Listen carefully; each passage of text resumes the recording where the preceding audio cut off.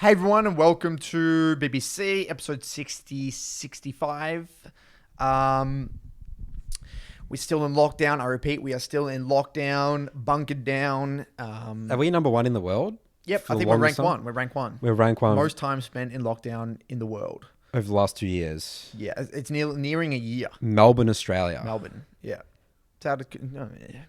I don't want to even talk about it. I just want to pretend. Just pretend it's All sunshine and rainbows. Pretend we have a choice to go outside. Yeah, Let's just pretend. we're just choosing to sit here yeah. and play League of Legends all day and coach and do the podcast. Yeah, screw the gym, man. Who needs physical fitness? Yeah, it's nonsense. All right, Curtis, I'm going to start with a funny story, Boom. right? All right, let's go. This is my Friday Grandmaster coaching session. Mm-hmm. Kevin rocks up. You know Zethal? Oh, yeah? I love Kevo. A bit of context about Kevo. He's from Curtis Midland Academy, Yep. but he off-rolls jungle. Yep. So we decided, I want to expand my knowledge, joins the Soul 2, joins my academy. This is so funny, right? Here we go. Comes off his base, his Yep. first base, two Yep. control wards, Yep. right? And I said, tell me what's going on here? What's going on here? And he said, well, I do this in mid lane. Right. I was like, does Curtis tell you to do this in mid lane? And he said, well, he hasn't really commented on it or anything. I haven't even seen it. Oh, really? I haven't noticed it. Okay. And so the problem with this, as a jungler, you're already you're just starving, okay? And the difference between, and then he's like, oh yeah, I'll do this on mid lane because it's like, they kill the ward and I can reward and it's fine, right? But as a jungler, you can't just stay for the next wave. Because then I was like, well, how are you going to get your items? Like, Right, because you're so limited. because you're limited to your camps. If your camps are all off the map, you can't just You can't just get extra gold. You can't just get additional gold, right? Yeah. You can't just stay for the next wave or stay You for the next screw everyone phase. if you do that. You screw your That's entire right. team, yeah. It's interesting. Which was fascinating to me that he never thought of it that way. That's interesting. Coming from a mid lane perspective. I mean, I never buy 2 pinks either. Okay, that's because I was going to say, are you sure? Are you sure Curtis didn't tell you that? Because that's a lot of gold. I've never bought 2 pinks before, ever. Really? And I just didn't see. I haven't seen him do that. Whenever I watch Kevin's VODs, I never review a VOD that's like close in the early game. Got it. When I review games with Kevin, it's always like, I'm dominating, how can I dominate harder? Or like, here I'm 5-0, how can I carry this game type thing. So you'll skip through all that. I mean, no, I don't view it as like I guess I'm not looking at the items. Yeah, It's you like, wouldn't be got that looking at much that. gold anyway. Yeah. It doesn't matter. Yeah. That's like usually the games with Kevin I review anyway. Because like he knows how to review his own silly mistakes. And it's not like you're looking at builds or items. No, I didn't give a shit. You expect someone in It's- Grandmaster to know. Exactly. I don't talk about builds for anyone above like master. That's your responsibility.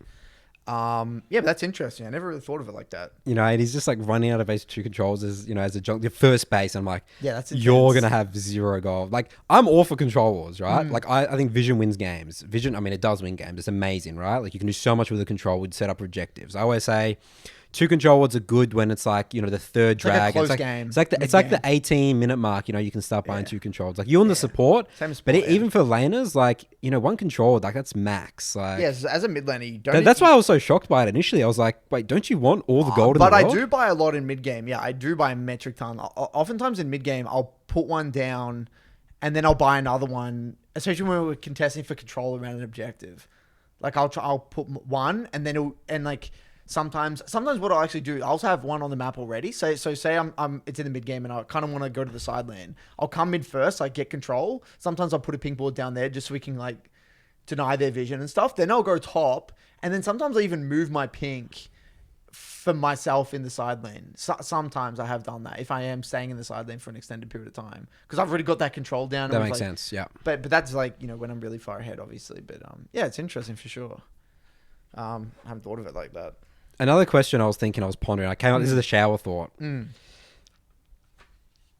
your perspective as a mid laner, how many times do you reckon it happens in a game, or just from your coaching sessions, have you been like, if my jungler was to come right now, we would win the game? Does that happen often? Is that something you think about?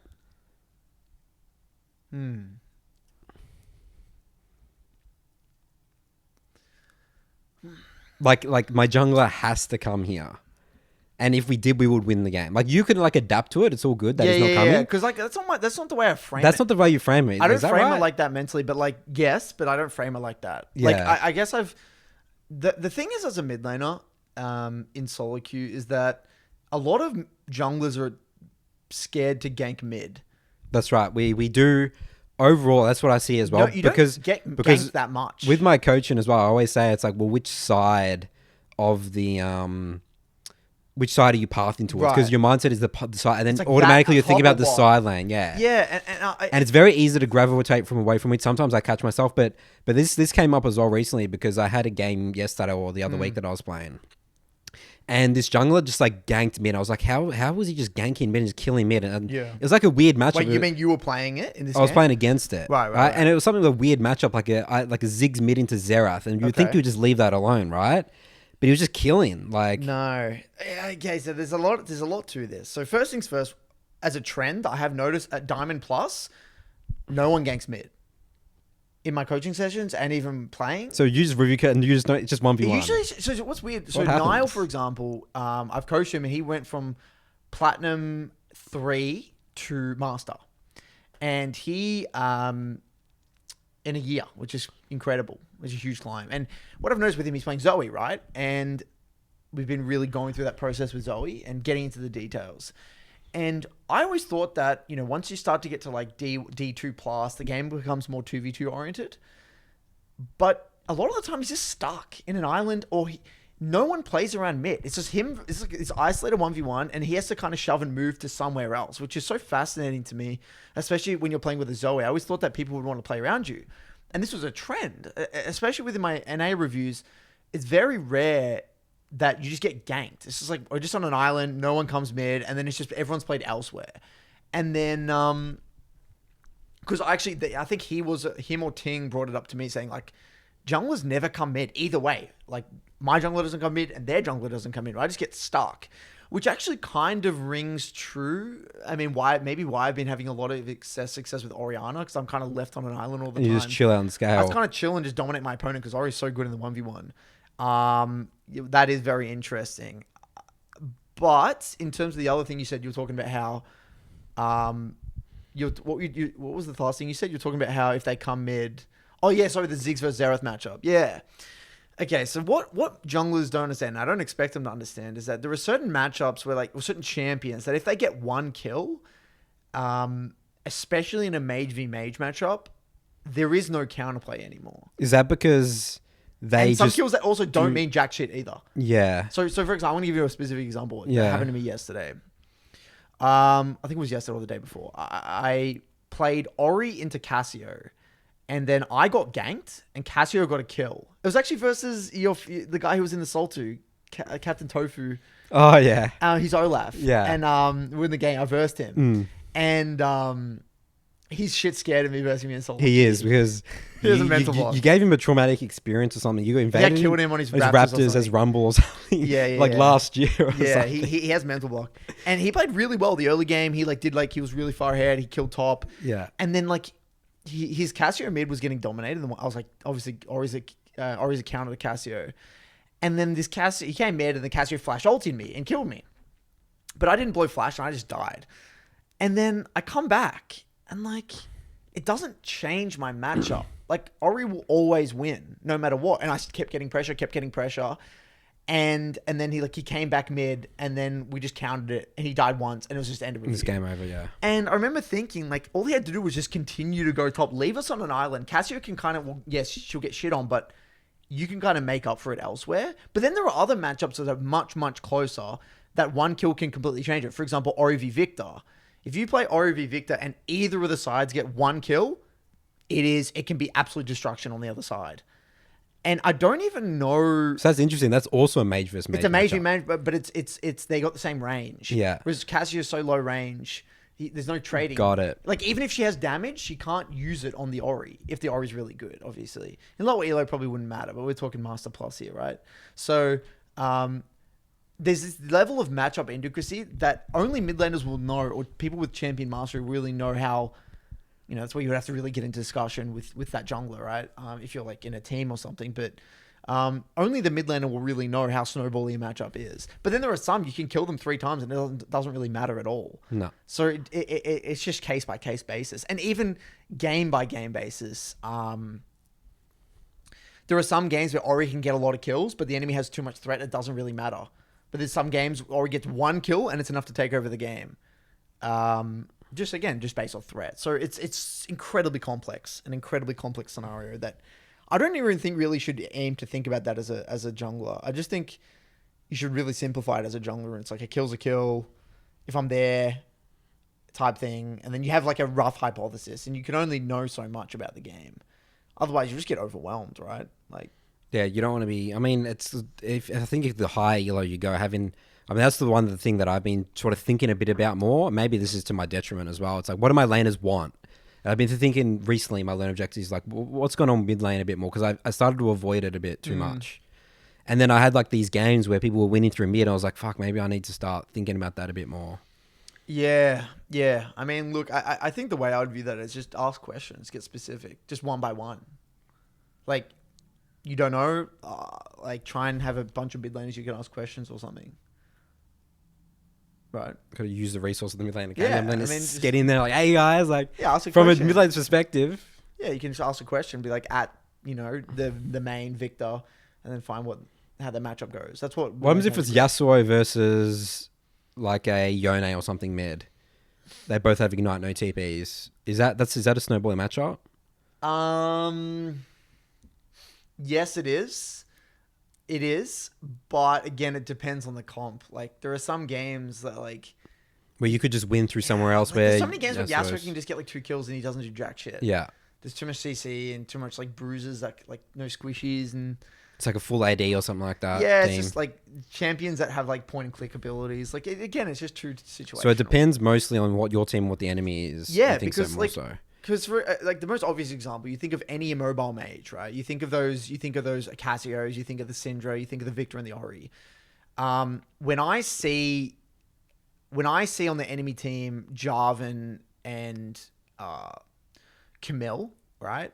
I don't want to pick Victor, even if it's a great matchup in the 1v1. I just hate it. It just, even if I get a kill into the Ori, if I'm playing Victor into Ori and I get a kill, I can't do anything with it. Because I can't posture enough aggressively to poke that Ori under tower because I'm just going to die. Whereas if I'm versing an Olaf and maybe like an Olaf and a Fiora, I get one kill in that game. I can take over the entire game. Yeah, because they can't do anything to you. So it really depends on the amount of threat coming from other roles. And there's some games where like, yeah, I'm playing Cassio, I can 1v9. Other games I can't. So it's very situational. Hence why I'm at the point right now where if I see mobility from the enemy jungler, I would rather blind pick a champ with mobility and get counted purely because then I can impact the game more. Got it. So your blind pick, you'll default to more mobile champions because you don't want to just play in a mobile mage against a really bad comp. That's right. So that's why I had a game the other day where I had to blind pick but I knew their jungler and their top laner, and I had to blind pick something that had mobility mid, and I knew that I wasn't going to be played around, like just the way the draft had gone. And I'm like, well, fuck, I don't want to sit here and just pick Ori. I'm just going to die. So I just picked Fizz, and I got countered by Aurelia. But it's fine because I just kind of went even. I farmed, and then like naturally we just kind of win the game because other lanes got counter pick, and like I just play 2v2s, and I just throw my ult at 6 of the Aurelia and the jungle ganks and we kill. But they can't kill me because I'm Fizz. So like I think that there are games like that where it's just better just to get counter-picked in the 1v1 but have mobility because you deny their That makes sense. Yeah. You can still do things. Rather than just sit there and slowly losing the game. Yeah, and you just do not. But you also sometimes simply doing nothing is winning in a way. But I can't do nothing sometimes on Ori. Like I will die no matter what. Yeah. Yeah. You're just getting Jarvan, Alton, and Camille'd. Well, this is interesting. So I want to talk about... Funny, this kind of draws into one of the topics I wanted to talk about again today, Nathan, was... we talk a lot about champion mastery. Love champion mastery. Right. So it's probably one of our big mantras in both of our communities, and we talk a lot about that and the importance of champion mastery. And over time, I've really tried to think about... a common question I get is like champion pools and... what champ should I play? And just champ pools come up a lot in general. And, in the past, I've really I've had strong opinions on pools and I've been confused. I've been back and forth on this topic a lot over the past 2 years. And rather than answering it like now with my thoughts in the current moment, I took a second to think about this over the weekend and think about, if I were to get asked this question in 6 months from now, based off what I've noticed over the past 2 years of league, where do I think the game is going? And what would be the best quality advice I could give for someone when creating a pool in the long run? Now, we know that Champion Mastery is a huge part of the solo queue experience in terms of getting results, in terms of getting the most out of the game, just everything. Everything hinges on Champion Mastery. Yeah, it's the step one. Step one. But what I've noticed, Nathan, and what I've come to the conclusion is that I think I've actually underestimated Champion Mastery. It's hard to say that because I know we talk about it so much, but even more than I realized. And the reason being is I think the future of League of Legends, because the game is getting so complex and is getting so fast paced and it's getting so chaotic. If you don't have a lot of Champion Mastery, like I'm talking a metric ton of Champion Mastery, I think in a way you can't play the game anymore. Yeah, I've literally thought about this as well. It's the barrier. So you could get away back in the day of playing a champ at 60% or 70% mastery and getting away with it and like winning games. But now, I think it's gotten to the point where the best players are just really, really good at specific champions. There's a huge difference that I notice with jungle. Champion Mastery, the jungle clear, doing it perfectly is actually a very hard skill. Like, very few players with their champion clear perfectly. The difference between that getting to that crab level 4 and level 3 is different game of League of Legends. Yep. And like I noticed this, I've recently picked up Jarvan, right? And I've had to work on the clear because I started like some games you just have to full clear, right? And then I was like finishing my full clear at like 3:23 or whatever, and versus like you can do it by like 3:14 like leashless, like having that option of the leashless full clear is so like different game. Like if I don't have the leash and I can still get to the crab and be level 4. Like, that's actually the key thing for jungle, is I think that the clear and that champion mastery in the clear, you're going to practice that so much, and it's really boring. But notice how what you're just saying there, that is the ability to adapt. So what you're saying is that, like, if I don't get a leash, I still have this option, and if shit hits the fan, I can still do this, and I can minimize this. Like, with champion mastery, whether it's with your clears, whether it's just with your overall game understanding. Gives more options. You have more options. And now with the game of League... You have to be like water. We say this, I say this all the time in my coaching sessions. You got to be like Bruce Lee. You got to be like water. You got to be able to adapt. You can have a plan. It's going to go to shit instantly. Okay, pivot, next plan.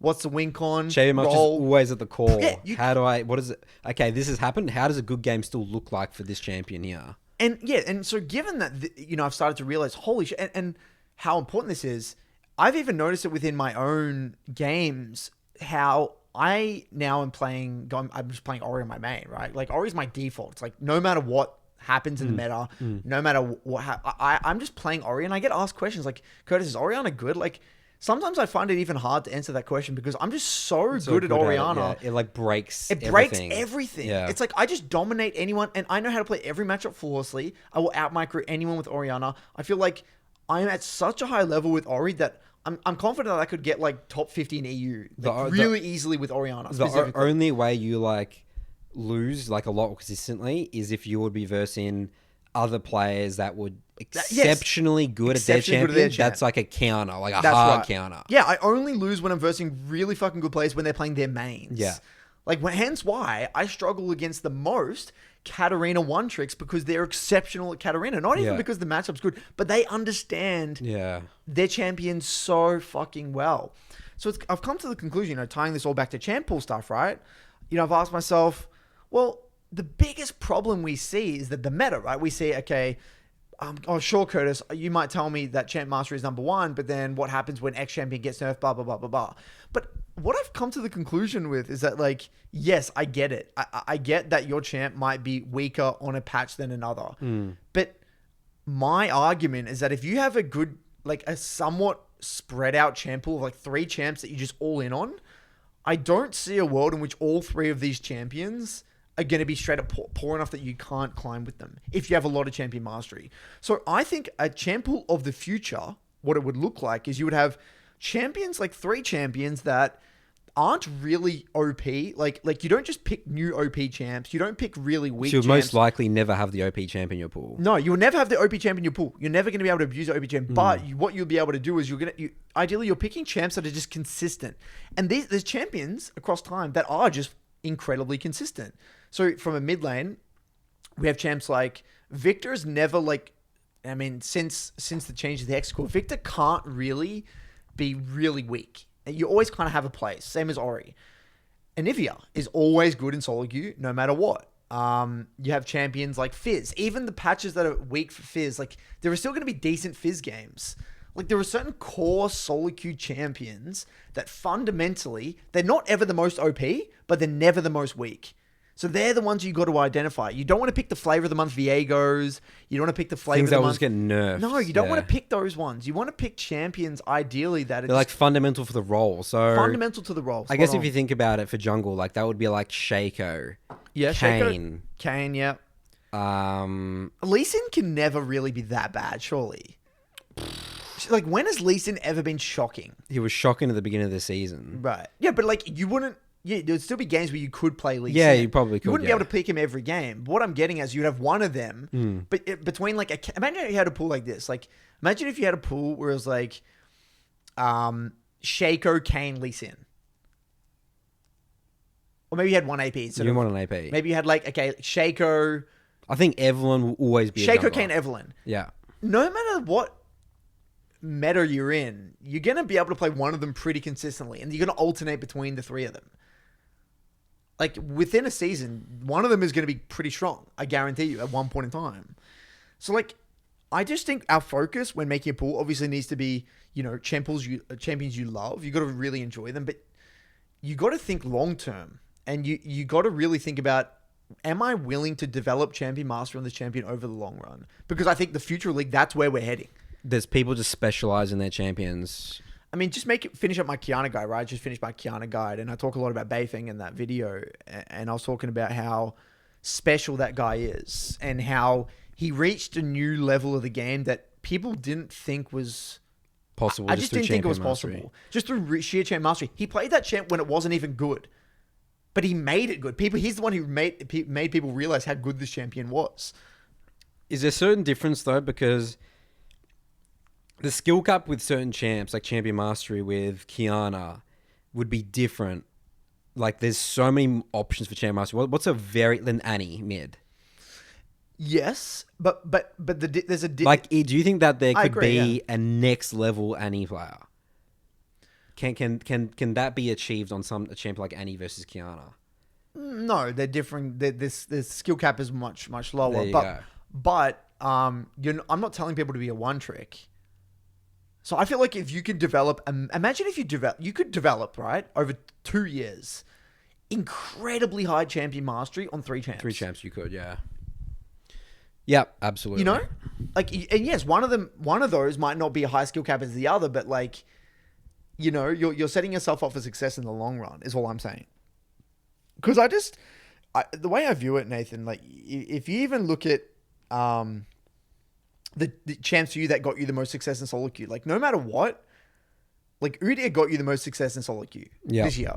Yeah. And that was the champ that you had the most games on. That was the champ that you knew the most. Well, technically, my win rate actually is Nunu, actually. Right.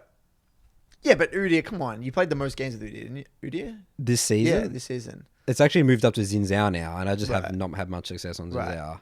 But you got a lot of LP with Udyr as well. Definitely, yeah. Right, that was a huge part of your client. Udyr, Nunu, Olaf as well.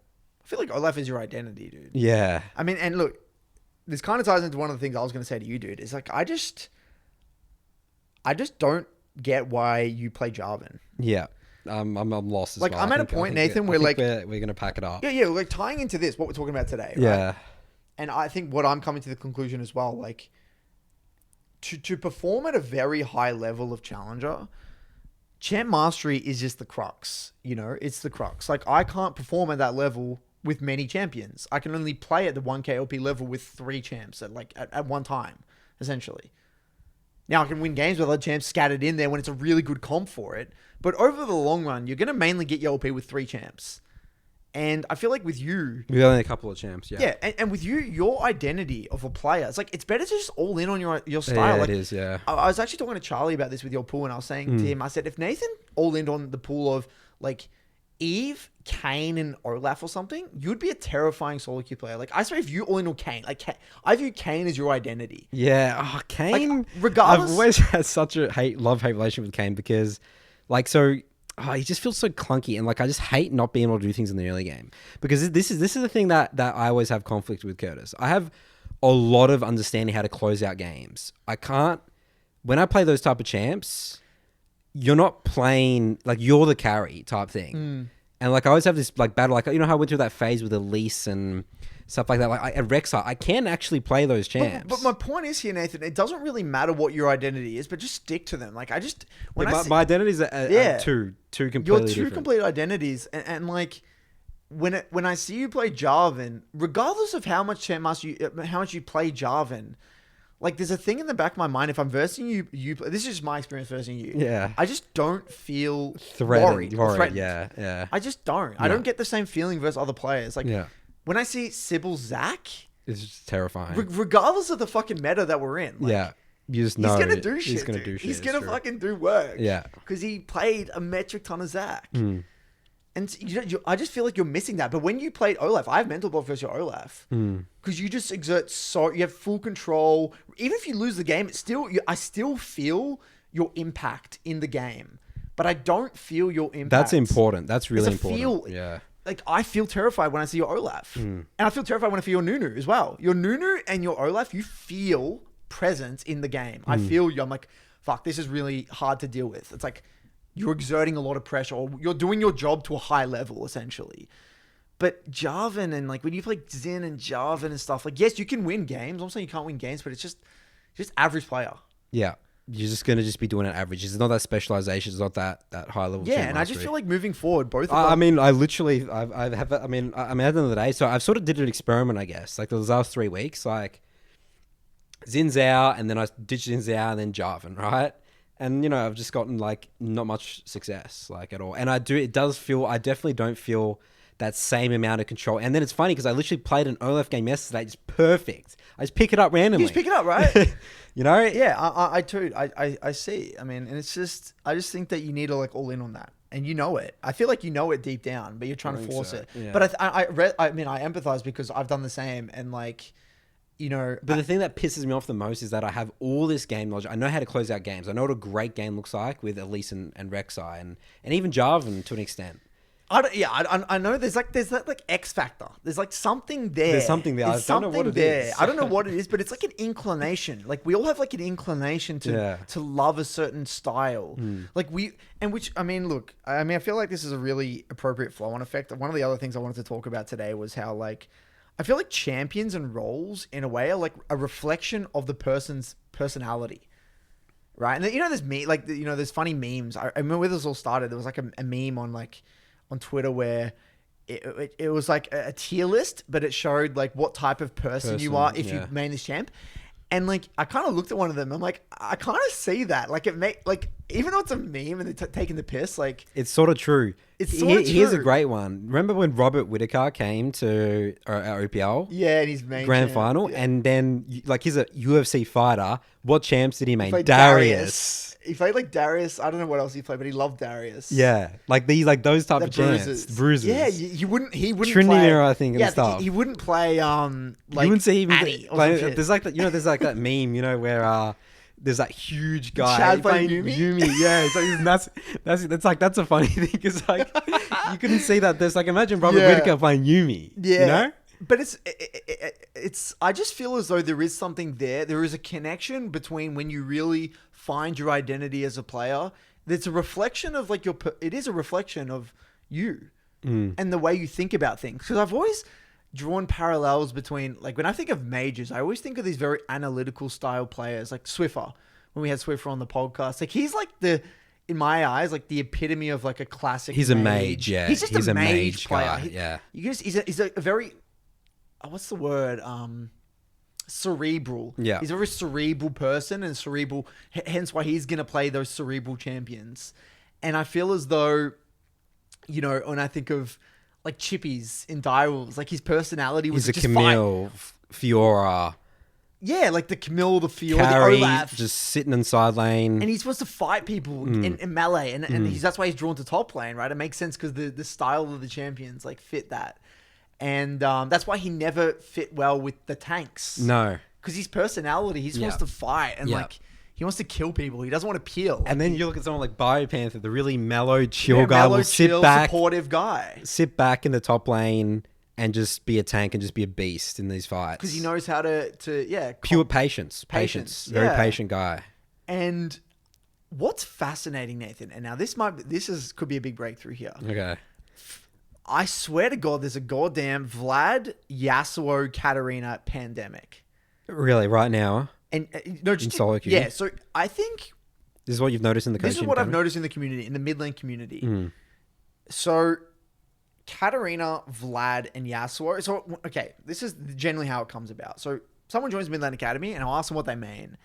They'll either say one or two things, and it's generally gold players as well. They'll say, I am either it's Kassadin, a Vlad, a Katarina, or a Yasuo main, right? Now, from this point, they have two choices. Either they say, I feel like I'm going nowhere, and I want to learn something different, so they do a complete pivot. Or they love their champs, and then they stick with it, and they try to make it work, but their grind is like really hard because like you're just playing these champs at like mini games within the game itself. Or they keep like one of them in their pool, and they try to expand to like other types of mid laners, and then they really struggle because what happens, and this is why I believe people gravitate towards the Katarina, the Yasuo, and like the Vlad. They don't have resources, and they can't die. They're very hard to die to ganks, and you have so much, like, you just stomp noobs. They're noob stomping champions, and you have a shit ton of proactivity. Yeah. Yasuo, you can just do whatever you want. Katarina, you're killing people level 3. Vlad, you just destroy noobs because they can't heal. You just heal through their damage. And Kassadin as well is just Kassadin.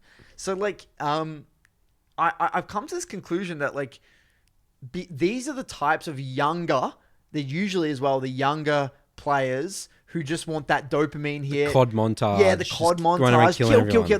They've come into League with the mentality that it's a game about kills. Yeah. And carry kills 1v9. That's their mindset. So they gravitate towards those champions. And when they realize that like over the long run, League isn't a game of 1v9ing. It's not a game of kills. It's a game of killing the Nexus. Slowly, I guess maybe through perspective or immaturity or whatever it might be, they kind of gravitate and like, fuck, I realize my pool just sucked ass. I don't want to play these champs anymore. Or they just go down that rabbit hole and they just become a one trick and they try to learn through that one trick. So it's very interesting. Most of the time they actually do expand away from the pool because they realize how limited your view is of the game when you play one of them.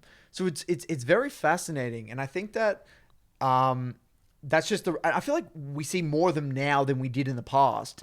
Because in the past, I don't think people had that like season 2, 3. We didn't 1v9ing wasn't really you didn't hear that often. Like you got a 1v9 games and carry. It was more like, I don't know what it was. Sure, because people say throughout the seasons become less, you have less ability to carry. Yes, but I think that for some reason back then, I guess maybe people didn't care as much about the meta or whatever it was. I feel like people just didn't give a shit about what was weak or strong. People just played what they thought was fun. Yeah, I think so. You know, back in the day, like you didn't really give a shit. I didn't give a shit. Everyone climbed with different things. No one cared about the meta and like tier lists and all that shit as well. Well, remember, a big thing is the way draft work was different. You like call your role.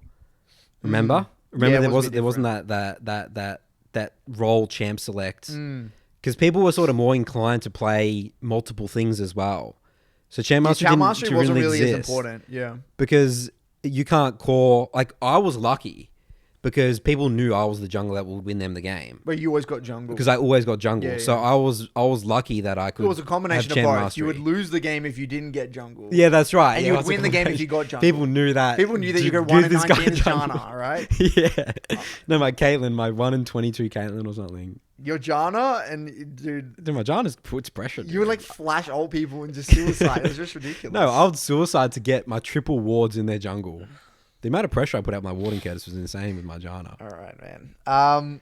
But you bring a very good point, Curtis. I think that's right, and I think that now today I'm gonna go in solo queue. I'm only gonna play my champs, and I think I'm gonna work on a Kane guide and just learn Kane because I've sort of done Kane in the I past. just view you as like you would thrive with the ability. Like the way I view it, Nathan, is like if you have like the mindset where it's like, okay, I'm not just gonna survive the early game. I'm gonna like try and win, but I scale. Yeah, that's good. It's really good. Like you win, use your jungle knowledge to win the early game as a scaling champion. I've thought about that as well. It's so true. powerful. You can use your jungle knowledge to minimize just knowing what's their only win con, and then you just win the game. That's also why like the best Echo players now, they just play to scale, and like their goal is to get to Rocket Belt as fast as possible. And the best Echo players know how to minimize all the hard matchups. They just get to Rocket Belt and pop off. Yeah. It's the same thing. So yeah, I'd be interested to see what you do. Like that's just my No, I observation. agree. I agree. I think I've definitely realized it. Again, yesterday, that's what I did. I literally, because what I've been thinking way too much, I'm in that trap again of thinking about the draft so much again. And because what I've been doing, Curtis, is I've been telling people pick me Jarvan Right. every game because I'm trying to like help. I'm trying to like help my laners so much. Right. I'm in that mindset right now. Right. Yeah. I don't think you should. I think jungle counterpick. I mean, just holding jungle pick is huge. I think supports and Eddie carry should always just pick their goddamn champ. Like, I actually got. I usually take it away from tops and mids. Like if a top laner, I'll be like blind pick me. Yeah, mid laner, dude. I got actually pretty pissed off in my last block. Yeah. Because I had 3 games in a row where I had the blind pick and no one swapped me, and it was first 2. It's something that I genuinely get angry about in my drafts. There you go. In high elo, because my expectations, like, dude, you just want the mid laner to just blind pick. I didn't even see their jungler. I didn't even see my jungler. I have no information here. Yeah, so again, that's my mindset. That's good. I feel like that's good. That's though. good, but I'm not getting results with it because there's no champ mastery there. Obviously, Maybe it's just champ mastery. Yeah. Now, so I also wanted to talk about one of my experiences coaching, and look, I'm going to call out his name, and Curtis with the call well, outs. because people know him. He's been in my Discord. Alright, I love him. His name's Reborn. Yep. And I want to give you guys a bit of background information here. Now, Reborn has been basically in my Discord even before the Midland Academy. He was like He's an OG Coach Curtis YouTube Discord. He's watched my community YouTube member for a long time. He's an awesome guy. And I think when he first came to me, he was silver, and then we made it to plat. But he had a really long grind through gold. And the thing with Reborn is that he's really struggled, and I'm saying this and I'm going to tell this story because I think that it's an important message to share. And a lot of the things I'm going to say might seem like, I guess, they're judgmental or maybe it's awkward to say. But I think it's important to address this for what it is rather than going around, what's the word? Like going around the... beating around the bush. Yeah, I don't want to beat around the bush. I want to get very, say it as it is. So, Curtis, we don't beat around the bush in the Broken by Concept podcast. We dive straight in. Right, we've got to do this. So my assumption is that Reborn, he doesn't learn the same way as everyone else. And he's found out this the hard way. He's really struggled throughout his life. And I only found out this in our last session. He told me stuff in the session together in the Discord where he was saying how like he's failed at many things in his life. That's really, he's carried that burden with him. So he's like, he didn't do well on his, I don't know what the thing's called in America, like the final score thing. GPA? So I don't know what it is. Yeah. But it's equivalent of like our VCE. Yeah, ATAR. He didn't do well on that. He didn't do well on like all these things that he's thinking about in his past. And I always, when we go through sessions, like he goes into these very specific details in gold and platinum, and it always makes me confused. I'm like, you're just not getting it. You're just not getting it. Yeah. You just don't get it. And I've really tried the differing ways of coaching this guy. Like I've gone many specific, yeah. I've gone back to basics. Yeah. And in the process of doing so, it's been a really fascinating experiment in a way, because I've really learnt that there are people out there that just learn differently. And I've had to come to that conclusion that I have to cater for the individual person. And I've failed in many aspects in some regards with I've them. failed a lot in definitely many aspects then. Right. And I think it's taken me this long, and this is something I probably should have said to him, our second session together, and I feel like a bit of a dick for not doing it, but I should have done it. Essentially, I've realized that he's wasting his time, and I'm wasting his time until we address this specific thing. And we're going through this VOD, and he was saying how, like, he was beating himself up, and he told me this story that something happened recently. He went on to I think it was like an Animains Discord or some Halo Discord or something, and he was asking questions in this Discord, and this Diamond player, I think he must have been like a D3 or D2 player. He asked for like Reborn asked for 1v1 with him, say, oh, can I do a 1v1 to like learn this matchup? And then like he did 1v1 with this Diamond player, and then this Diamond player just basically proceeded to say stuff like, why are you thinking about this stuff? Like, I didn't think about that to get through plat. Like, you're just garbage. Like, why are you even putting this much effort you shouldn't even think. You should just get to Diamond. Like, you either get to Diamond, you're good, or like, just give up type thing. Like, it's a typical stereotype. It's a typical stereotype. And it really hurt him. Yeah. Because he's like, I've been putting all this effort in, and I've just won this guy to try and learn. He just basically says, I didn't do any of that, and I'm Diamond 3, and I'm trying to think all this. He's like, I don't know any of that, and I got this result. And what I said to Reba, I'm so sorry that you had to go through that, because we don't know that guy's background. If we're going back to all our last couple episodes, what's his gaming background? Like, he might have had a bunch of experience as a pro player in other games. He could be just a naturally talented gamer. He could have brought up with games his entire life. He might be playing with that extreme confidence, no mental baggage. In general, high-low players are terrible at articulating what makes them good. Exactly. They literally can't put it down. And a lot of them don't have a process, which means they get nothing from League. They actually just don't get anything from League. It's just a time waster. They get no value. There's no process.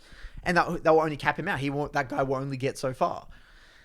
Anyway, and I felt so bad. I said, look, dude, we've covered this before. You are not him. And it's you versus yourself. It's not you versus him. It's you versus yourself. We have to develop your own toolkit. And then so, we had this session, and he was telling me he has this burden of failure. He's failed all this stuff. He's failed. And it was awful. And I really empathized. And I said to him, man, there's two ways to approach this. Okay.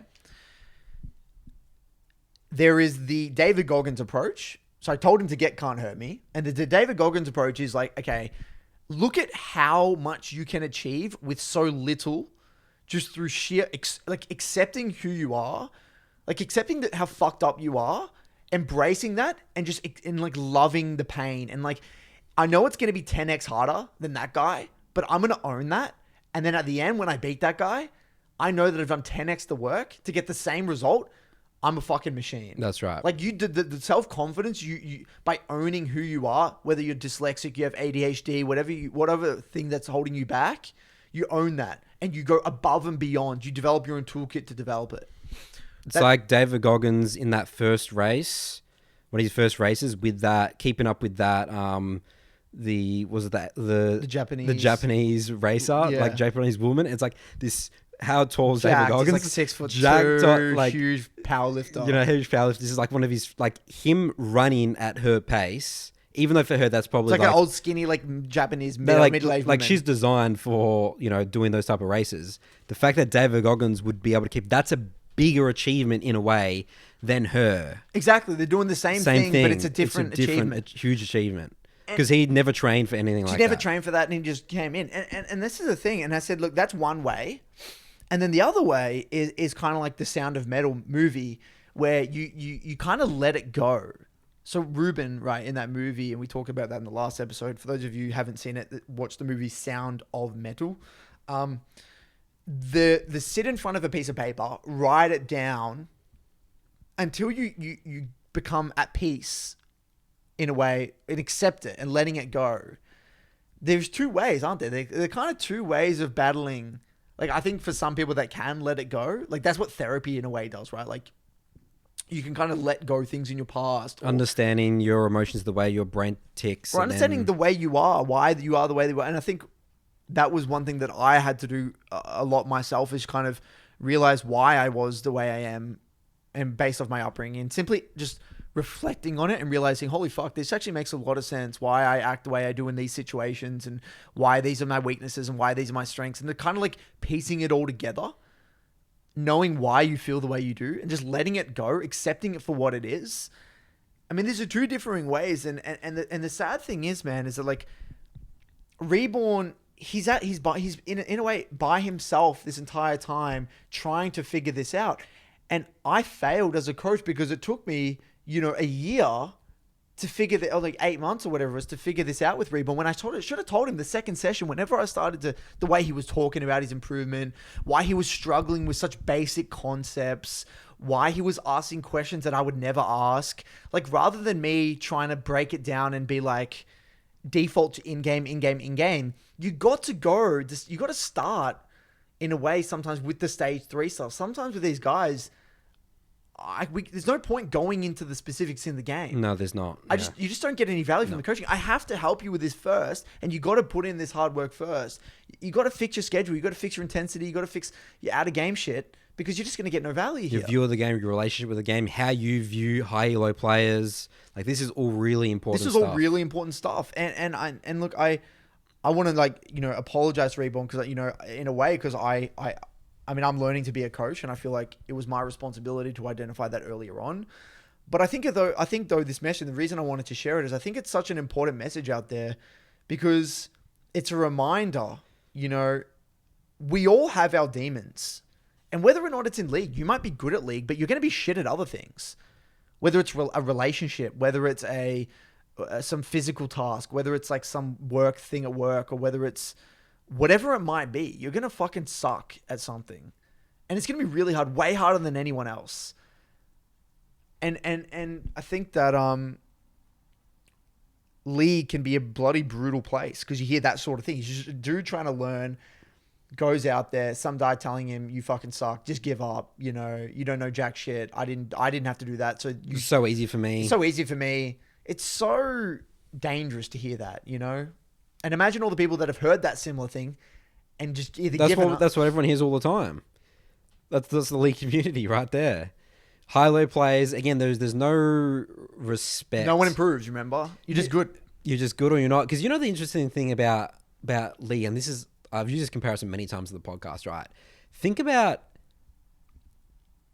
let's say you're doing a martial art. Let's say I'm doing... let's say, because I grew up doing karate, right? I did karate lessons, right? Imagine if I get to a high level in karate and then I move to jiu-jitsu. Like, how easy it would be. The process of like learning it. Just combat sports. Like, I've already like understood like sort of combat sports. Yeah, 100%. Right? That's the same thing as like a gaming background, right? It's the same as a gaming background. Like, you play other games, like that's versus you the first time going into jiu-jitsu. Think about it, it's the exact same, isn't it? It's the same thing. But no, people don't compute it in their brain like that, because over like the stigma around gaming is all you need to do is put time into it to be good. Like, you don't need to. They don't really view it as a skill set. There's no skill in gaming. That's right. But like, if I was to get good at karate and then move to another sport, and like I was trying to teach that new jiu-jitsu person, I would be like, okay, yeah, well, I mean, my jiu-jitsu journey is nowhere near like yours, because I already was like a black belt in karate, so this is super easy for me. It's the exact same thing. Funny you say that. So one of the other things I was actually going to mention, which ties into this perfectly. So my girlfriend managed to get a PS5. She snagged one, right? They're really hard to get. So she got one. By the way, I never got a black belt in karate. I didn't even get close, by the way. That's the analogy. I think I got up to like green belt or something. It was like a kid's green belt, I was like 10 years old. But you did it for quite a long time, right? I did it for like, for 3 or 4 years. Yeah, I did it for a while. Yeah. Do you regret giving it up? I can't say, because I got to play more video games, Curtis. So, bloody hell, man. So absolutely not. Anyway, continue on, Curtis. So we got a PS5, right? Yeah. And over the weekend, I started to play. There was 2 games on the PlayStation. There was like a Crash Bandicoot Tag Team Racing, and the other one was Rocket League. Now, this was really fascinating, because we don't play many other games, right? Like, we just don't play. We don't have time to play other games seriously. So I'm kind of just sitting there, and I was playing the Rocket League. Let's start with Rocket League, right? So like, I never play Rocket League, and I'm not even good with PlayStation. Like, I'm not good with the controller. Like, I'm not comfortable with it like I am a PC, right? And I remember loading in, and I had this really, I guess, transcendental experience where it was like, I could see myself in the past and how I would have reacted to this exact scenario, and then myself now and the way I approach the exact same scenario, and how this mimicked my experience playing traditional sport. Okay, now hear me out. All right, here we go, Curtis. I played soccer, right, growing up. Yeah, you're a And soccer kid. I played a lot of sport. I played footy, played soccer, played basketball, played a lot of different sport. And I remember thinking back to the time when I played footy and when I played soccer. I never viewed the game holistically. I always kind of tunneled in on my role, and I never thought about where the ball is going to be. Yeah. I always thought about where it is now. You know what? That's so interesting because I knew that the best players on my team knew that. They always happen to be because I always thought why do they have the ball? Yeah, all the why do time? they always have the ball? And why are they always like? How come I'm not there? Why do they always happen to have the ball? Yeah. And it always that's the key differentiation, 100%, Right. because they understood the flow of the game. They understood the flow of the game and why it's going to go where it is. And you know what was it? The Last Dance. Dennis Rodman talks about how he learned the trajectory of the ball. He had this scene where he's like goes there, goes there, goes there. That's the same thing. It's not where it is now. It's where it's going to be. It is, but it's also anticipation versus reaction. Yes, anticipation versus reaction, right? And so I was always so shit at traditional Me sport. too, because I never. It's not the athletic part of it. No. It was more I just couldn't touch the fucking ball, right? You just your role, I'm the full, I'm the wing or something. Yeah. I'm just gonna be around this area. And I touch the ball occasionally, right? But it's I have so fleetingly. Yeah. And it's so simple, but no one taught Yeah, me you that. don't grasp it. Yeah, you didn't grasp it. No, It's I always thought talent. That's just talent. That's what I'm told. that's I'm just talented, right? Yeah, that's right. And then it's so funny because I literally remember. I think it was Alex Bolden or something, right? That I was like, Yeah, Alex he Bolden's so always good. had the ball. I was like, what's going on? I literally just sat there and watched the game one time. I was like, he's actually running to that location Before. in advance. I'm like, okay, that probably makes a lot of sense. I didn't care. I'll just go play video games Okay, again. yeah. I was like, that's interesting. That makes sense, right? That makes sense. Yeah. And so what happened? So the first game I played of Rocket League, I was just that person fucking chasing after the ball 24/7, right? And I was having a blast. I was having a blast. That's so true. And that's what yeah. everyone else was doing, right? Yeah. And then the next game, Yeah. I just didn't move and I just watched. And then I just waited and I just fucking scored. Because the ball's obviously going to come and then I just get a free. I'm just there open. No one's defending it. Rather than being the guy that's And I just chasing, scored chasing. over and over again. I was Yeah. just dominating, right? And I just played That's this. fascinating. And it was just like that. Because it clicked. It just clicked so. Because gaming high level clicked. You're like, okay, I'm doing the autopilot reaction thing. I'm playing brain dead, but all right, let's actually get good at this game. Let's get good. That's your instinct because you're a gamer. But it's less fun, is what I want to get at. Interesting. I had less fun. That's key. Because I was like this little child just running after the ball and I was having a blast, smashing off or smearing into people. Yeah. But then when I removed that part, and I actually thought strategically, I'm like, okay, if I want to score, I should just step back and kind of look at what's happening. And then it just became systematic. And then it just took the fun out of the game. And then I was just kind of just dominating. And then I could see how if you go down that path, then it becomes competitive. So the fun doesn't now come from the game. It comes from the competition aspect. Yeah. So when you're playing games, you got to decide, are you going to just play purely for fun from a getting kills and just scoring perspective? Or are you getting fun and satisfaction or contentment out of the competitive aspect and dominating your opponent? So that's the difference in League being a high elo player and obviously just being gold, silver. Exactly. And yeah, I'd say that's actually, I think that's a huge important conveation to have with yourself because improving at League definitely cannot be fun because, that It's not experience fun. waiting for the ball. It's fun and fun's not even the right word to describe the game of League. League is a game that gives you intense fulfillment and satisfaction knowing that you're improving and you're becoming a better holistic player. But it does take the fun out of the game because it's less random. You're anticipating. You know what's going to happen. That's right. So when we play League, it's just a chain reaction. It's like this happens, this happens. Like we can basically tell what's going to happen 5 minutes from now nearly every single game no matter what. We can pause it and be like, okay, this is going to happen, blah, blah, blah, blah, blah, blah, blah. But then because you're anticipating shit, it's like you already know what's kind of going to happen and you're simply just preparing rather than reacting. But reacting is what's fun because it's like free flow and you're not really thinking. It's like when you first play League. That's why it's so fun. That's why it's so because fucking there's always fun. learning, just reacting. Just like, oh, this guy's here. Let's go kill. Minion here. Go kill. But what, and you were talking how you wanted to talk about has the game gotten worse, right? You were talking how has the game gotten worse over time, and I thought about that. Has League gotten worse as a game over time? Was it better back in season 3? But 4, I don't 5? think it has. It has gotten. The game has gotten better from a competitive aspect. but it's gotten worse as a casual fun game. League was a casual fun game seasons 1 to 3. It just was. Yeah. It was a game where there was very little strategy. It was, I'm going to kill you, you're going to kill me. I'm not prepping waves. I'm not resetting. I'm not invading. It's just like, we're just going to slam heads, and like whoever out micros, just like, it's like old school Counter-Strike or old school COD. It's just like, it's a fun casual game. And the competitive aspect was only just beginning. And so people didn't view solo queue as like some grand scheme of anticipation. It was purely reacting.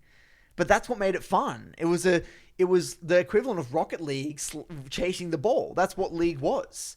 And people say, you know, the good old days, but it's a different game, man. You had fun in League in Season 3 for a very different reason as to why you had fun in League now. Yeah. Would you agree with that? Yeah, absolutely. I think that's spot on. I think that, I mean, I had a completely different take around, has the game gotten maybe some psychological things like around nostalgia and, Right. you know, it's like, it's very easy to think about, because what people always will be is think about all the bad things wrong with the game now, but everyone will forget about what was bad with the game in season 4, 5, 6, and 3 and stuff. Like, there was definitely a lot of things, like even like this most simple thing. I was watching, there's like a stream on Twitch about just like season 5 worlds, and you have like the support items, you know, it's like that warding trinket, and also like the jungle item, you know, that we had last season. I'm so happy jungle items there's a gone. lot of shitty stuff. And You like, know? Like imagine support, and then I was looking to support's the same build. I mean, I guess it's sort of the same-ish build nowadays, like the locket and stuff. But getting that like shitty little warding, you didn't feel like you were like part of the game in a way. You know, it's like, you know, that what was it, the sight stone? the Is that what it's side called? thing, yeah. That was trash. It's weird, man. And like, you know, like Philosopher's Stone and stuff, like like get it, like that whole And it gold wasn't as scaling. balanced. The game just wasn't as balanced. You think it's more balanced It's now? more balanced I now think than it so used to be as well. There's There so was many a more lot options. of random shit going on back then. Yeah. But yeah, like I just think that But your approach from that question was more so talking about the way you had fun. Mum was more talking the about way- like balance and like the way the Right. game was. Right. But I like your approach way better. I think that's because spot on. I just think it's really hard to talk about balance, because the game, like if you talk at it from a balance straight what the game is, I think it's a no-brainer that the game has gotten more balanced and more well-rounded now because of the amount of diversity, and You'd like to think the also builds are more like creative and adaptive. I think it's more balanced just overall. And yes, the game is faster paced, but it had to be. They had to cater for the fast pace because people are understanding the game better. If it wasn't fast paced, the game wouldn't make sense. Like imagine if they didn't introduce scuttles and rifts and the importance. the of game would be objectives. terrible. It I've would thought be about fucking this. terrible. It It would would feel be like a bad. shit show because everyone would be. Well, that's what it was. It killing was- everywhere. And it's 60-minute games, like the Nivea Frog and the Nivea in season 2, people would 3. hate it for different reasons. Like Yeah. people hate on Riot for like, oh my god, the game feels over now when you make a mistake. But that's what League is. That's what makes League fun. It's unforgiving. If the game was easy, no one would fucking play it, dude. Like I hate those criticisms. They don't even know what they realize. No, they don't. They don't know Why they play the why they game, play the why they game. have fun. Yeah, people are They're terrible so at emotional about articulating. it. Yeah. So, but yeah, I think that it's just more your relationship with gaming in general. Like, what are you looking to get out of it? So that's why when I'm playing Rocket League, sometimes I just kind of chill. You chill the just fuck don't out. want to be good at I the don't game. want to be good at it. Yeah, I that's don't right. want to go down that. So I found myself just kind of dicking around. Is now I now I know how to win, but now I'm just going to have a bit of fun. And I had to actually tame myself back because my default response now It's like, I want to beat is people. I'm going to figure out the most optimal way to beat this. Yeah. And so now another fascinating experience in the Crash Team Racing, right? I remember there was like so the way it works, like there's a race and then there's like challenges and like the game, like there's different difficulties and things like that. And I remember I did the race and I won. And then there's like challenges where you kind of like, you got to get all there's ones where you got to get all the letters and shit like that. It's like challenges. I remember in the past, I would have just given up. I'm like, who could do this? Like, this is impossible. But I really like sat there for like an hour, just like trying to figure out how to get these letters. And it became really fucking fun. Because I'm just figuring out a problem and a solution. And I'm just there tinkering away. And I got a lot of satisfaction out of that endeavor. But I never done that in the past. In the past, I would have skipped over, just gone to all the races and then just, didn't really get the max value out of the game. And so I guess my default response now is when a challenge comes, I just face it and just figure out a solution. Like if it's possible, the game wouldn't They wouldn't add it in. Like, Correct. it's possible. Yeah. And I just found that really interesting as well. So I just wish that I had this mindset when I was younger. You know, I just wish I had this mindset applied to everything in my life when I was like, imagine having this mindset when you're like 12, like 15, even 15, 16. It's just like, you just dominate every sport. You would dominate anything. You'd be the best at whatever you probably wanted to be the best at. Because it's just a process. It's a mindset. So you're saying, Curtis, that coaches were horrible in traditional sports? I don't think they were coaches. Yeah, they weren't. That was because they were just like dads. volunteers and dads. Yeah. Dads. That's true. I'm not talking really about think they they weren't. were coaches. No, we didn't have coaches. I Did didn't really we? have a proper coach. I wouldn't say I ever learnt anything from any of my coaches. I could safely say that. I didn't learn a Yeah, single we thing. didn't know. Yeah, because again, they weren't coaches. For some reason, you thought they were, but they weren't. You think they were. They're not coaches. They shouldn't even be called a coach. No, just That's actually disrespectful volunteer. to the title coach, I think. yeah, I just learned I just got fit. That's it. Volunteer team leader. Yeah. Yeah, that's basically it. Well, that's still handy, Curtis, getting fit. Yeah, it was great. I mean, I don't regret doing it. It's just like, it's more, I could have got more out of the experience. Yeah, that's true. That's a good point. So yeah, I mean, just interesting. Just very interesting. It'd be interesting to see what, you know, when you start to apply your league experiences to other endeavors. I mean, you haven't really done many things outside league at the moment, but when you start to maybe pick up a skill or something like that, yeah. What your response is going to be? Jungle pathing, some clearing, some efficient timers. 3:15, gotta get to that grab at 3:15. How can I apply it to everything in my life? I remember that we were memeing in the MLA Discord this morning about one of the guys getting married, and then we were saying how, like, we invite some of the MLA members, and then someone's like, "Oh, imagine coach at the wedding saying straight after the wedding, let's get in the review." Let's make sure it was a perfect wedding. Make sure the photographer did his job correctly. Make sure the cake was cut correctly. Make sure the speeches were perfect. Break down the psychology of the speech and the, you know, who interacted with who's still friends with each other. What was the drama? Let's break it down. Break it down. Systematic. Was the food bright? Why was it not? You know, then you have to. Is the wife happy? Yeah. That's exactly what you would be, Curtis. You'd be getting straight into the review. All the drinks, everything's thing. The next morning, okay, get up the VOD. Get up the VOD. We've got all the footage. Straight into the details. Do you want to We're jumping into Mailbag now. Away we go. Welcome back for Nathan's Mailbag. Jingle song. Right into Mailbag. Nathan's Mailbag, the best segment of the Broken by Concept podcast, but also the only segment. So it's nice and easy to capitalize on that one. First question here comes from Cole. Title of this email is Lake Experience and Questions. Hey guys, Dandelion here. Oh, I know him. Gold 2. Yep. Thanks a ton for the show. I had an incredible experience this weekend I wanted to share, followed by 2 questions at the end. Please don't feel like you need to read this whole monster on the show unless you really want to. Well, I guess I kind of have to, Cole.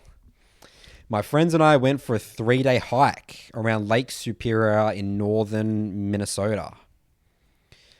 It's around 30 miles. On the last day of the trip, I decided I wanted to go do something outside my comfort zone, aligning with myself with David Goggins philosophy. I woke up early and made my way to the beach just as the last stars were starting to retreat. It's like a poetry. I laid down on a massive rock and did the Wim Hof breathe-in that I've been doing before all my league blocks. This in itself was an incredible meditation experience because the scene and atmosphere was everything you could imagine, but I digress. After breathing and watching the sun come up, I got my courage and started wadding into the water, which is around 15 degrees. Is that American or Fahrenheit? That would be Fahrenheit, I'm assuming. No, there can't be. I don't know. 15 degrees is still cold, isn't it? Fahrenheit. No, Celsius, even if it is Celsius. It's a bit chilly, but I would imagine the water will be more lower than that at that time. I don't know, dude. I didn't even know the ratio between Fahrenheit Me and either. Celsius. I'm pretty sure that's like below freezing. I don't know. Okay. I left the water only a few minutes because it was hella cold. Yeah, 15. There's no way it's 15 degrees. I thought to myself, good enough. Your friends are still asleep, and you got up early, did some meditation, and stepped in the freezing water. Feel good, feel warm again. Almost immediately after I felt the Goggins voice, "You have come out here to swim, you coward." After a brief internal struggle, I went back in. Several long minutes of slowly inching just a little more into the water. Again, the internal, "You've done enough." "No, you haven't." "You've done enough." "No, you haven't." Eventually, a turning point was reached. In my mind, I decided that I would take 5 breaths. If after the 5th breath I didn't take the leap of faith and swim, I would never be as good of a league player as I wanted to be. If I couldn't do this small thing that I knew I could do, I would never be successful. Obviously, this isn't necessarily true, but in my mind, I knew I had to convince myself of the immutable truthfulness in that thought. After the 5th breath, I took one last huge breath and swam for about 40 seconds. I surfaced and walked out of the water, and it was the absolute most incredible feeling I have ever had. The swim was incredibly exhilarating, and I've never felt so accomplished. It was 6 a.m. and I'd already beaten the day, whilst all my friends were sleeping or warm in their beds. No 2 days later, I'm waking up early again to get in the round of push-ups and write this message. Again, I fought that battle of wanting to stay warm in my bed, and again, I've won. The point of this message, however, isn't to brag, contrary to the novel I've written above. This morning, I made a small choice to be better, and I'm proud of getting up to do this. But it doesn't feel as big, and part of the reason is because it's not. I also sometimes find myself setting similar smaller moments to the leap of faith in Lake Superior. I'm in LOL dodge game and ask myself, how important is this to you? If you get hit by that fireball, your life is over, you die, and will never be able to play again. I often find when I successfully set these gun-to-my-head thoughts, I make it happen inevitably. Inevitably, I dodge the fireball, because it was so important to me that I do. But sometimes I can't bottle this lightning as easily. I tell myself the lie and I don't believe it. I get hit by the fireball.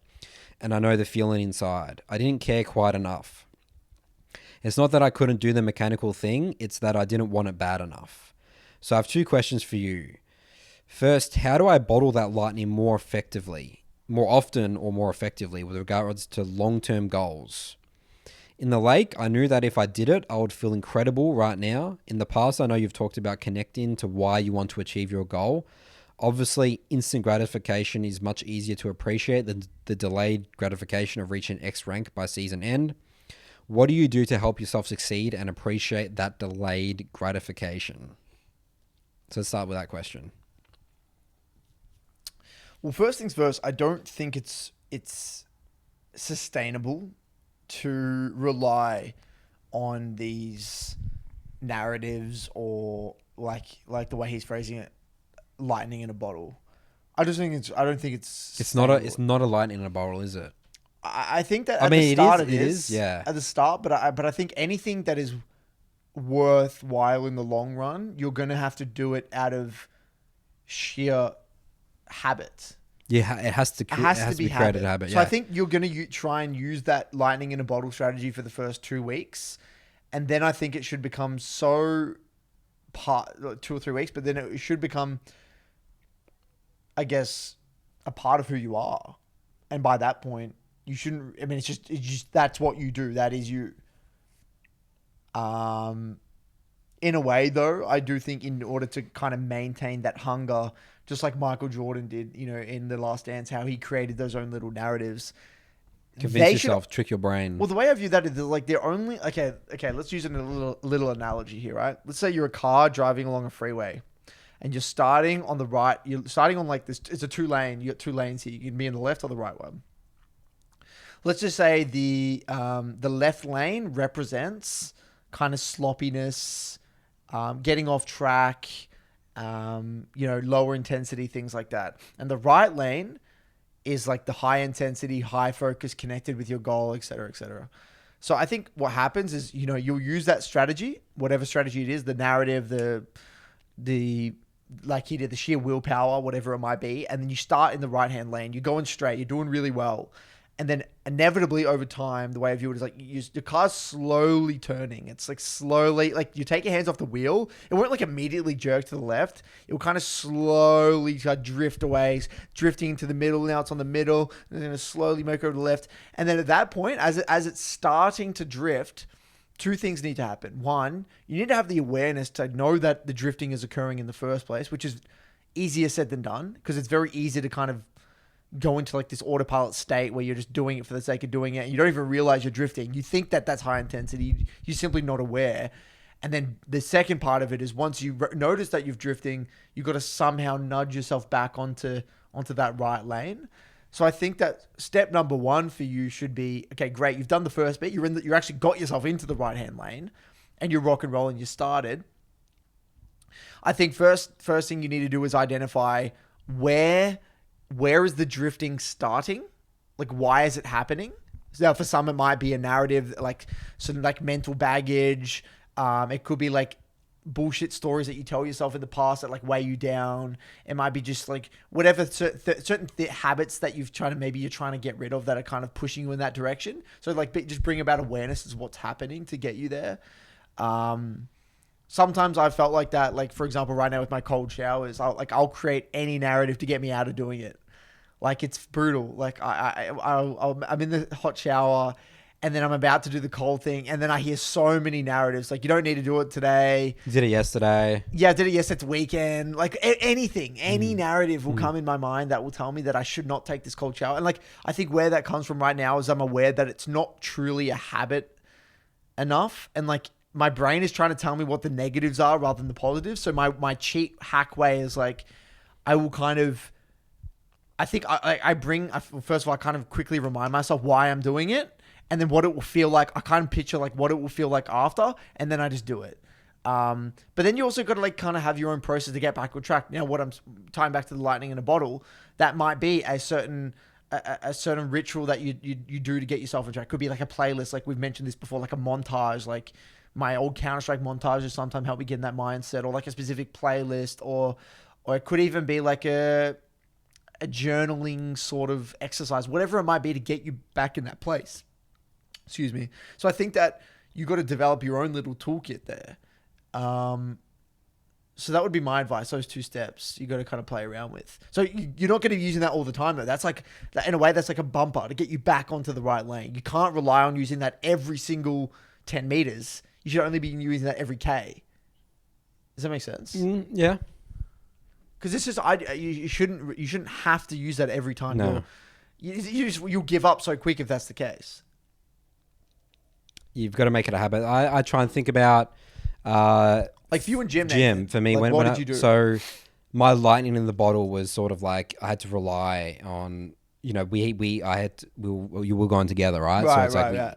So I sort of hacked the lightning in the bottle in a way. So but then now, like I would like, because I would never go by myself when I started gymming, because I had all these narratives and stuff, right? And then it's like, well, you get there, and then, you know, after like 2, 3 weeks, 4 weeks, I think it was like probably like 5, 6 weeks in, and then I went by myself the first time, and it was just, you know, I was like, oh, cool, this is super easy by myself still, because I have all the knowledge now, because I've been doing it for the last 6 weeks with Curtis, right? And then it's like, so like going to the gym for the first time for someone might be like, you know, it's like going into that cold water. That's normal for athletes and stuff. That's like, just do it. Like, there's no questions asked. That's you don't write a story about it. Like, you know, it's like, it's a big deal for Cole here. That's like the same with gym. It's like that first time, that's like a big story for me. But then after, it just becomes just a common day. Like 1-3 block with reviews. Yeah, I've done that so many times. But, But the first time doing that, that's a big deal. It's a big deal. The first time you do a 3 block. Yeah. And you review every game and like play with intensity. And that it's very easy to get derailed. You need to create that as a habit. Yeah.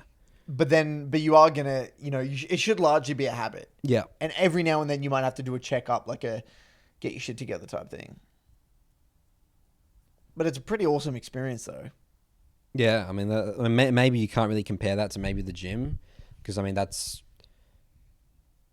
pretty... I mean, unless you're doing that every day. Yeah. Again, if you're doing it every day, I think it's not that big. You know, again, like I would say, like that's a normal day for Wim Hof, or like an athlete or something, you know, like... Have you seen that there's like a video talking about Wim Hof? He talks about like his daily ritual, whatever it was. It's insane. Like he went to some lake. It's like in a park. He's like walking through the park. Oh, is that how he became? Yeah, how he started. Yeah, he just jumped in. He jumped in one day. and he's like digs like a little like hole in like on like this little river or something, and he just goes in it. It's like this little. It's like in the middle of like a park. It's like, who would do that? And that started his journey or something. Yeah, I've heard that crazy. story. Yeah. It's so crazy. So yeah, I think that your question here talking about how can I get this bottle? It's like you can't rely on it. I think we got to create habits. So his second question was, what do you think about the way I create the gun to my head feeling? Is it healthy? If you don't think it's unhealthy, how can you more reliably create the feeling in a way that I think we makes answered it? that one as well. Yeah, I think we answered that as well. All right, that's it. Awesome. Thanks, Cole. Thanks for sharing that story, man. Yep, love it. That's awesome. He's in the MLA. I'll see you around a review. When was the last time? Let's do a checkup. When was the last time Cole attended a review session? Can't remember off the top of my head. Oh God, that's not good, Cole. All right, moving on here. This is from Noah. Hello, Nathan and Curtis. My name is Noah, and I'm a high school student sitting around Gold 3. As many of us know, it's that time of year again. Playoffs wrap up, and it's almost time for Worlds. This time of year is one of my favorites, as I eventually want to be a pro player. This leads to my question. It's a very long way to the top. You two both got there. How can I balance my expectations of myself and take pride in following the process despite having such a big goal? Many of your clients want to get from gold to platinum or diamond to master. I want to go from gold to winning the world championship. And that's a crazy task. How can I better apply myself to the process when my time frame is so limited? While I'm aware the process takes time, the reality is I have a deadline. What tips can you give to allow me to enjoy the journey rather than not just focus on the destination of the stage?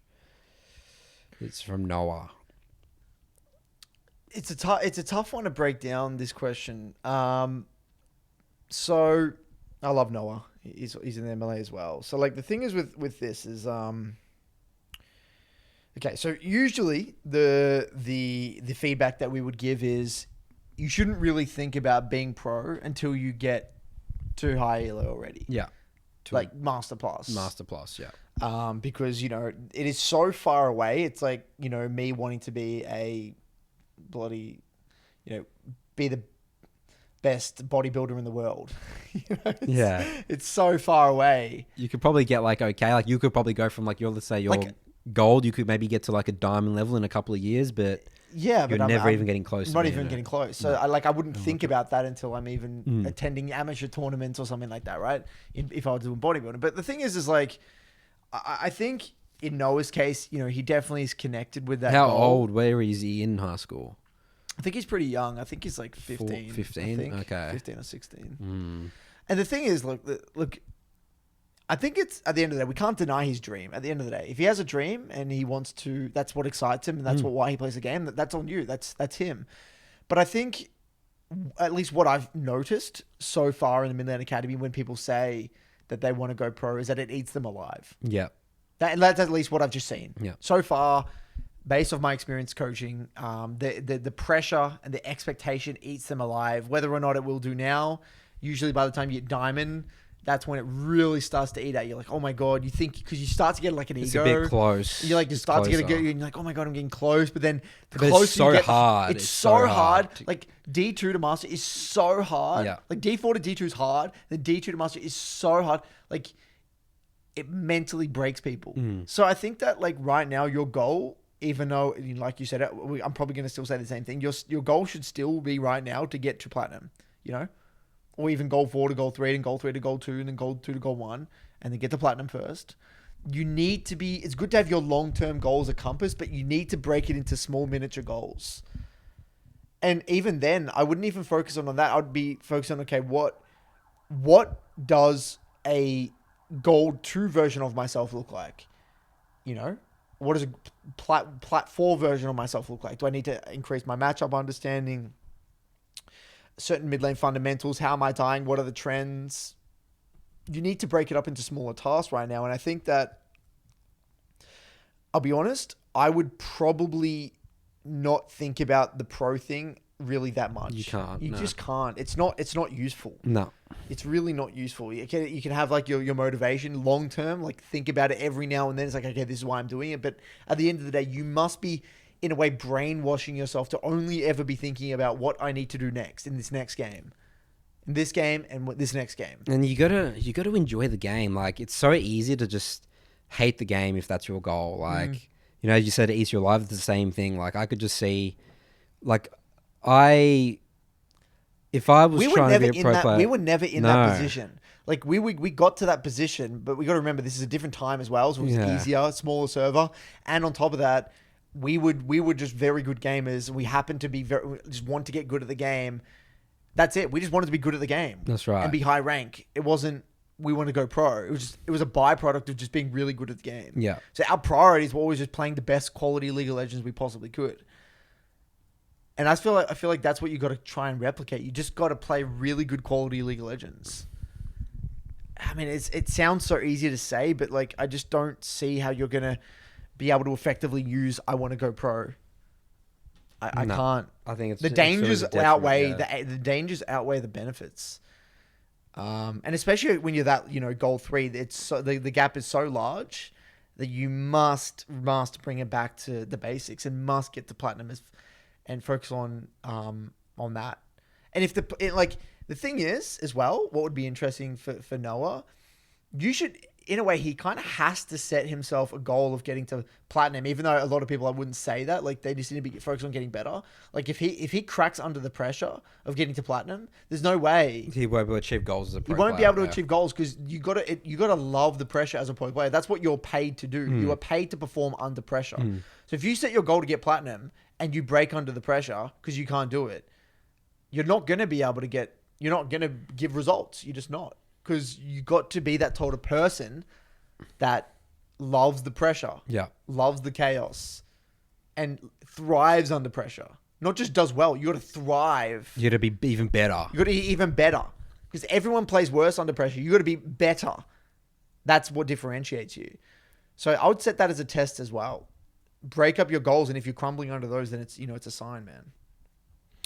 Yeah, I mean, again, my default response is always, I mean, if you think about the numbers game, of North American players, he's from NA, isn't he? Yeah. How many of them right now in the LCS? I think half are NA. Isn't there half? There's barely any. But I think in literally the grand final of the LCS, there's 3 resident NA players. I think there was 0, actually. I think 100 teams really? have 0. Yeah, Someday, Closer, FBI No, Huhi, Abadag, they have 0 NA Who he? residents. But he's not. He's from Oh, he was Korea. Korea. Yeah. Oh. And think about it. Think about your odds, the statistics. It's just like what great North American player have we? Well, the double lift, but he's been playing for ages. Like your odds of being a resident North American player and being a world champion. Right now it's never been done, but you're already making it to the top of the pro scene as Even an to NA. get in the pro scene. It's It's fucking ridiculously incredible. hard. It's fucking incredible. You would have to be special. Like I think that you would have to be challenged by now. No, I don't agree with that. I don't agree by 15. There's no way you'd be challenger at 15. Like, I think there's great players coming up that could be challenger at 19 and be picked up. I think we're past the days as well, Nathan, nowadays. Okay. Because I don't think, like, I'm looking this, my personal opinion, I think the sport is getting to a point where you just won't be emotionally mature enough to compete at that level at that age. So yes, sure, like you got to be at least master nowadays by, ideally What's now. his timeline?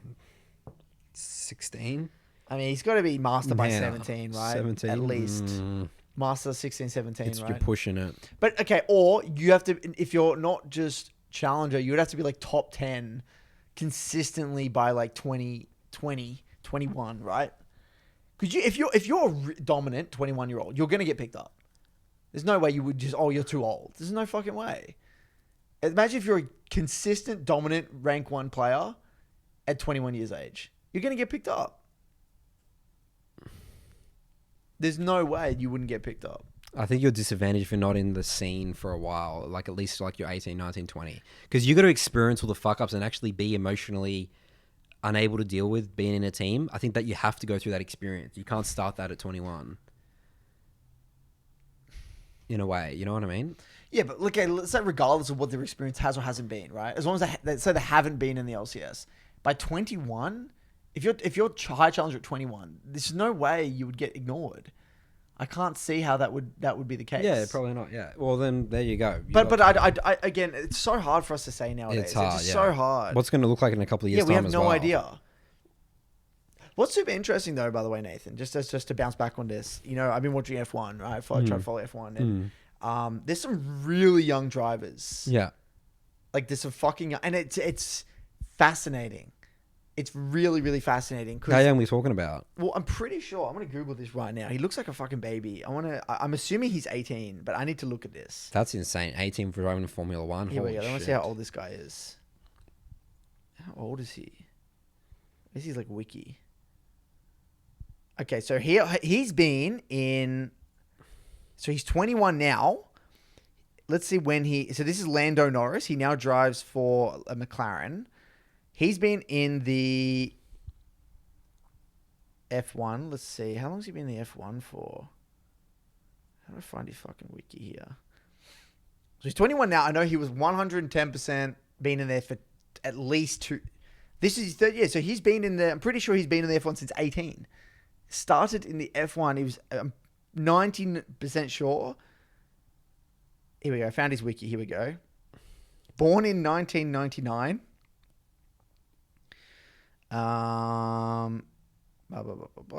Driving for McLaren. First entry. So 2019. That was 3 years ago. So he was 18. He was 18, yeah. So he was 18 driving in the Formula One. And there's a lot of young guys in the Formula One. Yeah, I mean, and it fascinates me because he's driving alongside drivers that are like 30. Yeah. Like, I mean, let's say the guys in there, you got like Kimi Räikkönen. Like that guy's, here we go. Let's see how old he is. So Kimi Räikkönen is 41. Oh my God. So you've got an 18-year-old in the same racing competition with a 41-year-old. And then you've also got Sebastian Vettel. Let's see how old. He would have to be mid-30s easily. He's 34. Yeah. So you've got an 18-year-old competing with a 40-year-old competing with a 34-year-old. Like, in my mind, that's just incredible. It is incredible, And beating them. Yeah. And beating them. Lando Norris is beating them. They have all that experience. They have all that experience, but it doesn't mean jack shit. Fascinating. Now, it fascinates me because you would think that, you know, being in the... I mean, obviously, cars matter a lot, right? But it amazes me that you could be that good at that age, but not from a skill standpoint. The skill point I can kind of understand. It's more the emotional maturity and like having all that pressure. Driving an F1 car, like the amount of pressure that you are under driving an F1 car because it's only one chance. There's no fuck ups. Like you make one mistake, you're done, right? Like you're out of the race. Yeah. And you're within a split second. You've got to be like perfect, right? Well, I mean, what I'd love to know is what that guy's background is. Was he like... They're all young as hell. They go-karts from like... Yeah. Okay. So you see, but that's what I'm saying though, Curtis, is that that's not, is that like playing in gold, go-karting? I don't know, dude. What's the equivalent? I don't know. It just fascinates Because if you're at the top of the go-karting at 12 years old, like in my mind, that's like you're already like master or because you're not in that situation. Because I'm pretty sure it goes like there's like the whole go-karts and then you get to like there's like F. I think it goes all the way from like F. I don't know how it works. I'm probably getting fucking memed on by the F1 people, but like it's like F3, F2, F1. There's like multiple Fs. F1's like the best league, and there's the F4. I think there's like you have to win the F4 to get to the F3, and then you have to win the F3 to like get picked up by the F2 teams and the F2. It's like, you know, because the interesting thing, Curtis, the difference between becoming a professional in other sports is that you can be challenger at your age group, your competition, but you can't be challenger like.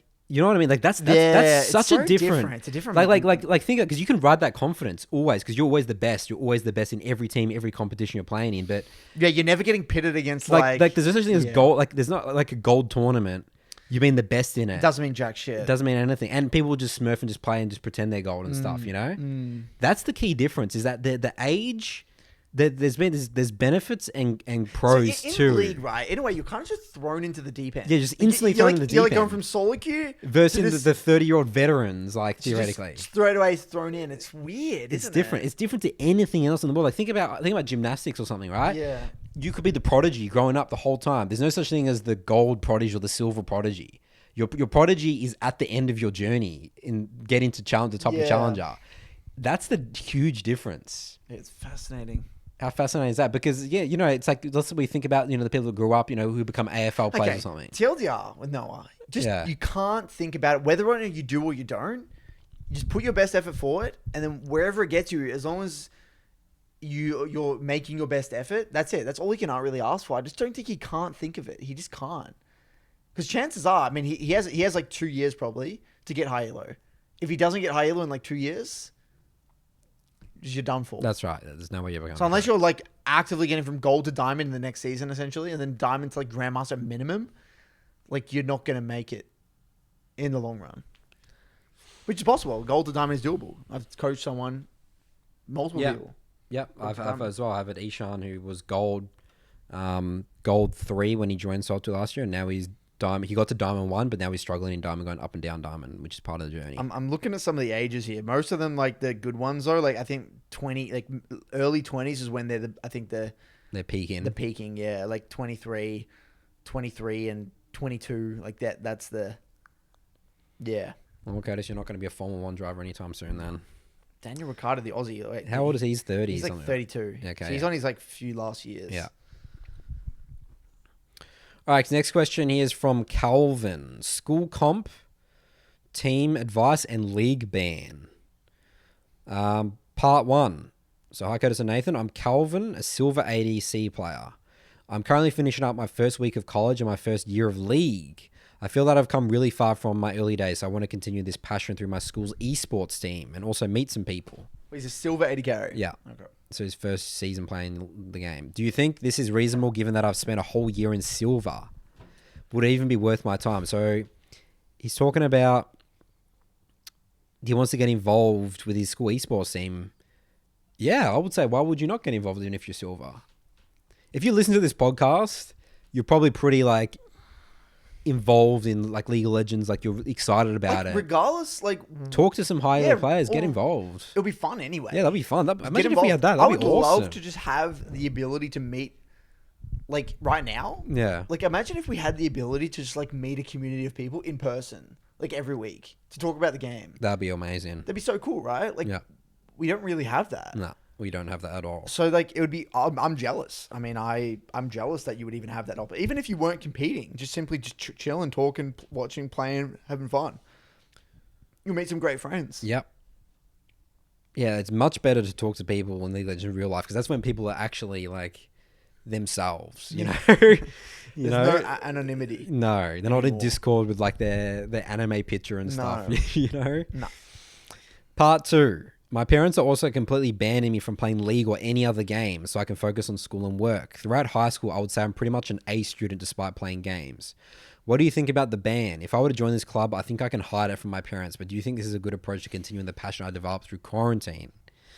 Whether or not I continue playing League, I will always continue to listen to the podcast because it's just so eye-opening and extremely high-quality conversations that I wouldn't participate in anywhere else in my life. That's that's it. Okay. You have a lot of impact on us. Yep. So wait, so we're saying he's in college? Yeah, he's in college. He's in college and he's getting told what to do with his parents. Yeah, is that a? I mean, that's first thing. I mean, I don't want to be disrespectful. Is that a bad parent? You're like 18 by then, right? Yeah, I think he is. Like, I don't think your parents really have the right to ban you from something at 18, do they? I mean, it sounds like a really close-minded thing to say. But my parents are also completely banning me from playing League or any other game so I can focus on school. How's that work? You got to... I mean, first things first, I think you need to have a tough conversation with your parents. Yeah. Regardless of the culture differences, like, I'm going to say this straight out, right? Like, the times are moving very fast, okay? And you got to be able to be self-sufficient in the world. Whether, like... If you get kind of locked away in that whole university college life where it's like study without any outside exposure, you're just at a huge fucking disadvantage. Like you got to get out and make mistakes and learn about yourself. You can't just be the shadow, the mimic of what your parents want you to be. And obviously they have great intentions and I'm not questioning that. It's more about at some point you're going to have a tough conversation and just let me be, or let me at least attempt to be a person or the man I want to be. And you're going to fail and you just got to try shit. And you can still do a lot of other things whilst studying should not be occupying all of your time, right? I mean, maybe I'm just completely oblivious to the way college works, the college life Maybe works. it shouldn't be, no. But it shouldn't be. There's no way you don't have 2 hours, 3-4 nights a week to play some video games. Video games. Yeah. Because you're probably going to be, you can't study for 24 hours a day, for 12 hours a day. You're going to have to take a break at some point, whether it's Netflix or whether it's social media or whether it's League of Legends. I would much rather League of Legends than the over other those, two. yeah. It's a healthier hobby than anything else you could possibly do. That's right. If you have a good relationship with the game. Yes. So first things first, I mean, I would have a tough conversation with my parents, sit them down and say, look, guys, this is what I'm passionate about. I'm 18. I'm still going to focus on my studies. And I get that because they're probably supporting him financially with what's going on. Yep. And that's fair enough. Yep. But I don't like that idea. I don't like the way that's framed. It's like they are banning me. I have no choice. I have to hide it. Like that just seems like a fucking recipe for disaster. Yeah, you don't want to get into that situation. You don't want to get into that's a messy situation. Because then you start lying and Lying's we, not good. We talked about the last episode how lying actually rewires your brain. Just be honest about them. Say, I want to play video games. Let's come to, I'm not going to, you got to trust me. I'm your son. I'm 18. I can, figure shit out by myself. Let me figure it out. Let me create a schedule and trust that I'm going to do the right thing. If there's no trust there, then your relationship with your family's not going to work anyway. No. That's unbelievable. Mm. That is unbelievable. And let's say you did get addicted. There's enough information on this podcast to help you see what's happening. If you follow the schedule with the 3 blocks, you're never going to get addicted. You can't get addicted anyway because you're preventing the dopamine from taking over if you do the 3 blocks properly. So you shouldn't really get addicted unless you're just not doing the 3 blocks. Is that fair enough? Yep. I think. Yeah, definitely. Like whatever you do, you have to avoid the situation where you're lying to lie to your parents what you're doing. That's it. Just be honest. You got to problem solve around that. I mean, for the sake of your relationship with your family. All right. Interesting situation. Bloody hell. All right, that's it for the podcast for today, everyone. Good work. Good hustle. Anything else we need to cover for this podcast, guys? We're a book club. We're starting our next book. If anyone wants to join our BBC book club, there's a Patreon link. Yep. It's 5 buckaroos. Yep. Our next book is talking about Formula One. It's on Niki Lauda. Niki Lauda, yeah. That'll be interesting. An autobiography on him. That'll be interesting. So that's going to be exciting. And we start one new book every month. Yep. Lovely. Thanks, guys. Good work, everyone. We'll see you next time.